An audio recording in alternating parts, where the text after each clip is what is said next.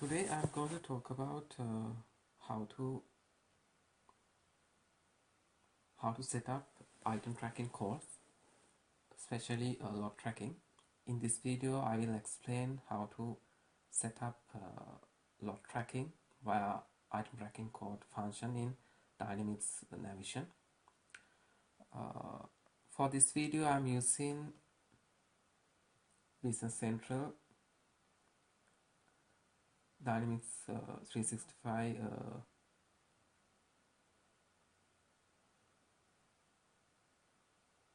Dynamics 365 Business Central version number 13. Actually, this is the most updated version of 365 Business Central at the moment. So let's see how we can set up item tracking codes in Navision. First, you have to go to item tracking codes list in Navision. Search item tracking code in the search bar, and the system will pop up these three search results. Out of them, select the first one. All three are the same. Let's select the first one. Yeah. So these are the predefined item tracking codes in Dynamics Nav demo database, Kronos company. So in here I will take lot all, lot specific tracking code, and if you go to edit, you can see the configuration of this item tracking code lot all. If you expand this lot number fast tab, you will see the configuration for this specific lot tracking code. You can see almost all boolean values are true in this lot number lot all lot item tracking code. Almost all checkboxes are checked in this specific item tracking code. If you take the first one under general group, you can see there's a checkbox called lot specific tracking. Actually, lot specific tracking, if you move the cursor over this name, there's a tooltip. You can see a general overview of this function, lot specific tracking. Actually, if you check this checkbox, it means that you have to specify what kind of lot number that you are going to, or what kind of specific lot that you are going to make an outbound transfer from the system. It means, let's say you are going to sell something, right? So it means you have to deduct the inventory from the system. So if you check this checkbox, let's say you in the procurement process, you have to track lot numbers. Let's say you have configured the system like that, and in the procurement process, you're going to name a lot. Let's say lot number 1. You are going to procure that specific lot. Let's say you are in the goods and name that lot as lot number 1.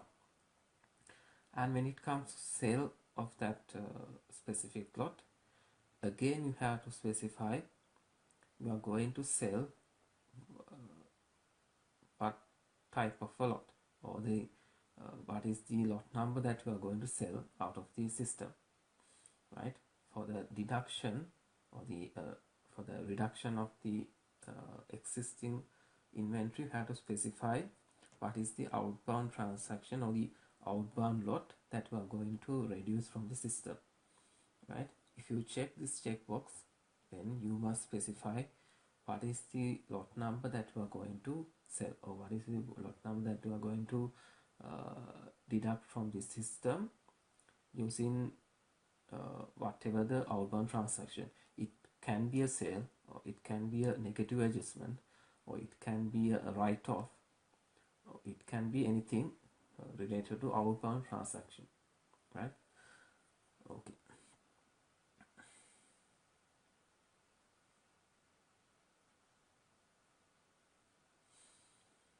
And again, under inbound group, you can see all the inbound specific transactions are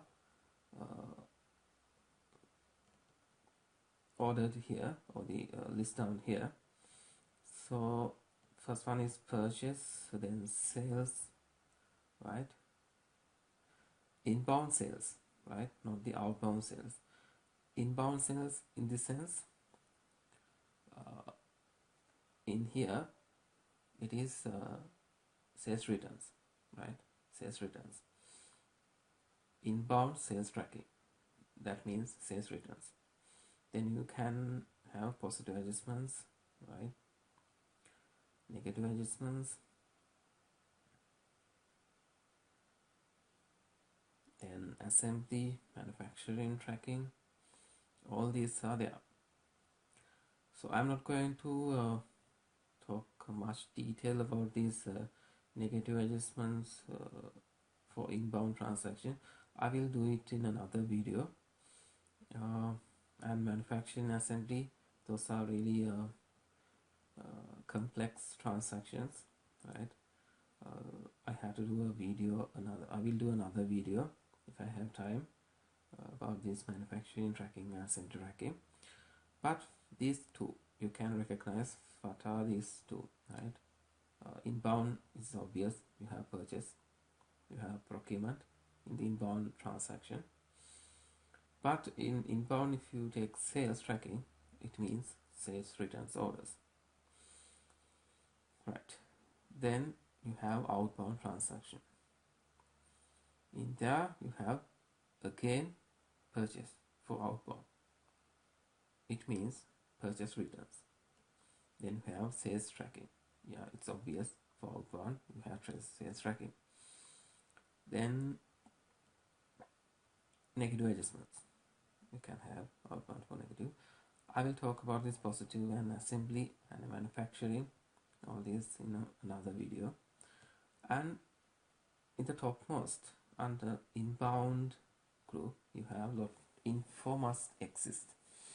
Actually, in lot tracking, when it comes to lot tracking in Navision, you can have a lot information card for each lot, right? So in the lot information card, you can specify whether this lot is in good condition or bad condition, what is the condition of that lot, or what is the condition of that inventory under that specific lot, right? And you can specify maybe for the reference purpose batch numbers or vendor batch numbers, likewise, right? It's kind of an information card that you can specify in the system. You can keep a track of the condition of inventory that you have, lot wise condition using lot information card. But if you check this one, so it says that for each and every transaction attached to this lot all item tracking, you have to specify lot number information, or you have to specify lot number information card. You have to configure for each and every lot that you are going to define in the system. So it's kind of an extra step that you have to take, because lot number information is a separate window, right? It's not within the or the item tracking window. It's a separate window, right? So you have to make a mouse click to get into that separate window, and you have to again enter that related information in that lot number information card. So it's an extra step, but if you really need, you can check this checkbox. But the most important thing is, if any transaction, if at least one transaction has been executed in the system using this lot all item tracking code with this lot number information card or the lot number information checkbox checked, then you can't uncheck this checkbox, right? So remember that it applies to all these checkboxes in here, right? If any transaction, at least one transaction has been occurred using this lot all item tracking code, you can't uncheck this any of these checkbox. Keep that in mind, right? So be careful when you are configuring item tracking code, right? Because you can't undo any of the configuration for a specific item tracking code. If you are going, if you think that it's not you have to change this item tracking code, actually you can't change. You can create another item tracking code. You can create a brand new item tracking code using this new function in item tracking codes list, and you can create a brand new one, but you can't change item tracking, because once you created item tracking code, you have to attach this item tracking code to a specific item, right? If at least one transaction has been occurred for that item, for that item with lot tracking, for this lot all, let's say like this lot all item tracking code, then you can't change the item tracking code of that specific item, right? You have to create another item for that if you are going to use another item tracking code, right? So keep that in mind, right? I will show you how to attach this item tracking code to a specific item, right? So these are the configuration you have in item tracking code generally, and there are two other checkboxes which are not grouped in the lot number fast tab.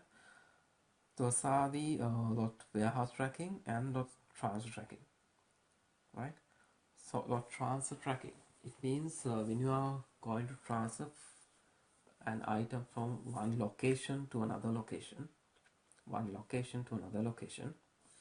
then you have to specify what are the lot numbers that you are going to ship from location to receive to location, right? So if you take a transfer of Microsoft Dynamics Navigation, there are two locations that you have to specify. One is from location and the other one is to location, right? If you check this checkbox, lot transfer tracking is required, then you have to specify what are going to ship from location.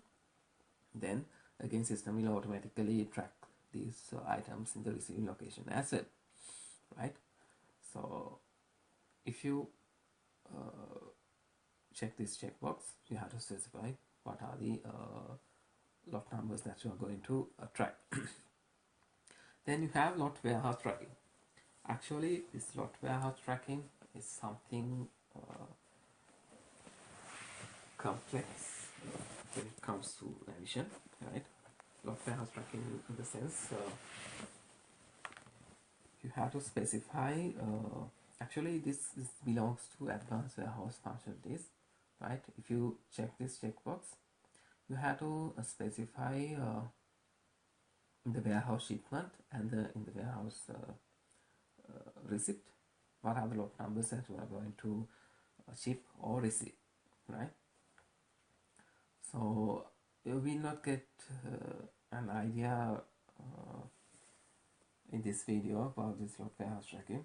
I have to do another video for that. just remember this is related to this is really related to warehouse partial list, like putaways pigs, right?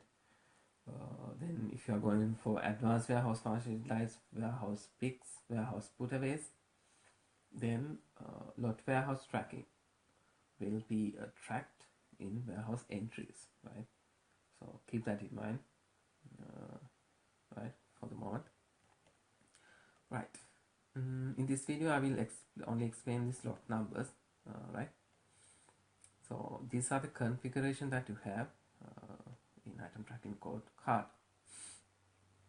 So if you are going to create another item tracking code, simply you have to click on new here.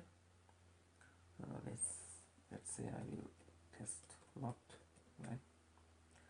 Then I have to give a name, lot number, fast step. Under lot number fast step, you have to specify in which areas you have to do lot tracking, like this, right? You can customize the way you want, right? It doesn't have to be like in inbound transaction. If you are going to track purchase, right, it doesn't mean that you have to track in the outbound purchase or the purchase returns as well, right? You can just check this one and uncheck this one, so it's up to you, right? It depends on the business that you are going to implement this navigation, right? It totally depends on the way that business operates, right? It can be either way. So it can be like for purchasing they don't track, but for purchase returns they track. Like there can be business like that as well, right? So it totally depends on the business process or the policies that they have, right? It's up to you to decide. Okay. Then I'm going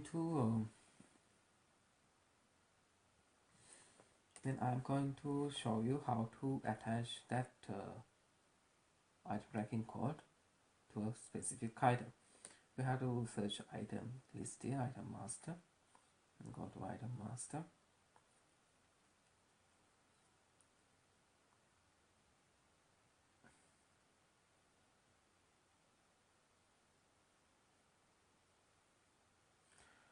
Then you can check what are the items without item tracking codes. Let's see.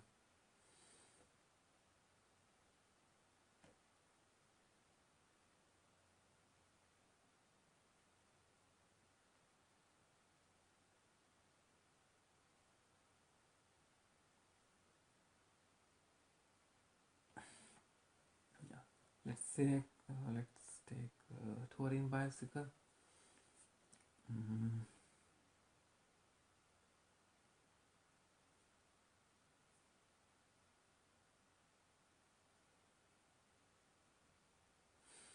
You have to specify, you have to attach item tracking code under in the item card under item tracking fast tab, item tracking code. Let's say I put this one, right?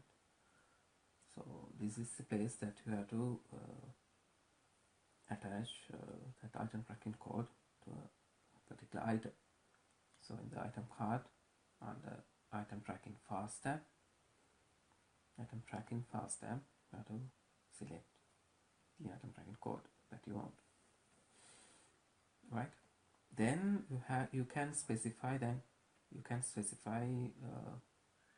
like this lot, or let's see,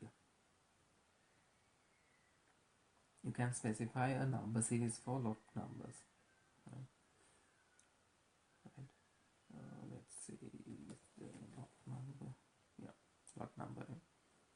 You can specify the lot number. This is this is similar. If you take journals, you have journal number series. Likewise, for lot numbers, you can specify lot number series. So this drill downs into the number series table, right? Okay, that's it for this video. Thanks for watching. Let's meet in another video. Thanks.